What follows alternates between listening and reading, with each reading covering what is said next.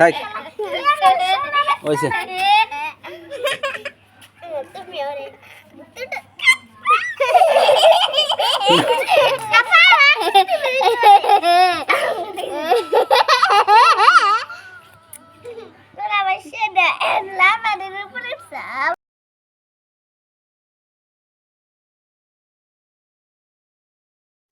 আসসালামু আলাইকুম প্রিয় বন্ধুরা, যে বাচ্চা কাচ্চার যে ভিডিওগুলো দেখলেন গরু ছাগলের বাচ্চা নিয়ে খেলাইতেছে, এরকম আমরা ছোটোবেলায় ছাগলের বাচ্চা ভেড়া বাচ্চা বলে নিয়ে খেলাইছি।